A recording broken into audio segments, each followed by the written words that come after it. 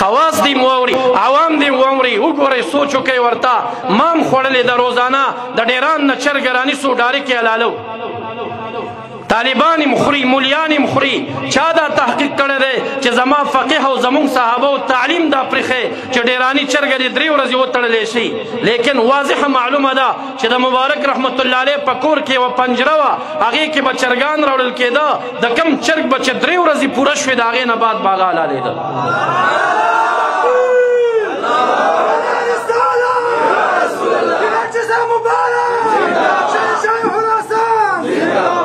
زما معززو فارمی چرګ چې علامه شامی په حق کې فتوی ورکوي، یوه فتوا ورکوي چې کم په وینه باندې غټ شي د دې په دانه کې وینه ګډه ده، دم مسفوح ګډ دی. یو فتوا د حرمت ورکوي، یو د کراهت تنزیه ورکوي، یو د مکروه تحریمی ورکوي. تمام زندگی حیات کې حضرت مبارک رحمت الله علیه یو کرته هم د فارم چرګ نه دی خوړل. یو دعوت ته شیخ گل سے مبارک دعوتو په دې جم کې لوی کانفرنس شوی و، جبریل سے مبارک موجود دی، نور خلفا دغه کې موجود و. هغه عظیم کانفرنس ته مبارک رحمت الله علیه راغوښتی شوی و د صدارت دپاره. او چې کله دعوت ځای ته لاړل په هغې کې بعضې د فارم چرګان راغلي وو. حضرت مبارک رحمت الله علیه لاس ونیو، حضرت سید وزیر باچا سے مبارک خدمت کیو، با عرض وکړه قربان که دا ناروایی زه به هم نه خورمه. وی تاسو یې خورئ خو ما پرهیز کړی زه نه خورم. زمون فقها لیکي هغه اوبه چې د اوداسه نه تللی شي هغه اوبه مستعملي.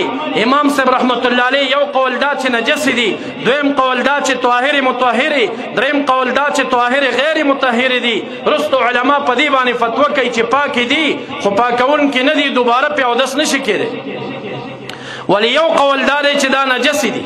علماء تاویلات ذکر کوي، سعایه کې او عمدة الرعایه کې عبدالحی لکنوي رحمه الله هغه تفصیل پکې کړی دی چې یاره دی به مرتکب د کبایر وي یا به د صغایر وي یا به ګناه ورنه نه وي شوي. که غټه ګناه یې کړي هغه اوبه چې تللی شي نجسې دي وګرځېږي. که چېرته یې وړه ګناه کړې وي هغه دې بیا طاهرې مطهرې شي، طاهرې مطهرې شي، غیر طاهرې مطهرې، طاهرې غیر مطهرې شي. او که چېرته داسې چې ګناه ته نه وي شوي او داسې وکړه هغه دې طاهرې مطهرې شي. لیکن چا د اوبو مستعملو نه پرهیز کړی د دې شک د وجې نه چې اسنه د امام صاحب دغه قول حق ته رسېدلي چې نجسې ګڼلی شوي دي. نه تاسو کړي نه ما کړی دی. او داس چې کو څومره جامې رانه لمدېږي په هغې باندې. حضرت مبارک رحمت الله علیه هغه قبا لرله، کومه قبا چې په لنګر کې لنګریان استعمالوي او یا یې ډاکټران د اپریشن په ټیم استعمالوي. کله به چې دې مبارکو اودس او چارندام کو نو ځان ته به یې هغه قبا واچوله تر څو پورې چې ما باندې هغه مستعملې اوبه تللی نه شي. دا کمال پرهیز، دا کمال د شریعت پابندي وه.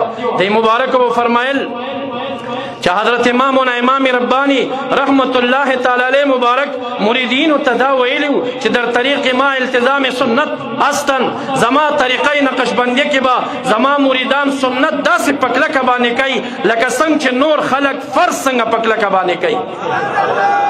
حضرت مبارک رحمت الله علیه به فرمایل مریدانو ته وی زما په طریقه کې التزامات د مستحبو دي چې څوک ځان نه صیفي جوړوي هغه به مستحب داسې په کلکه باندې کوي لکه چې عام خلک واجبات او فرض څومره په کلکه باندې کوي.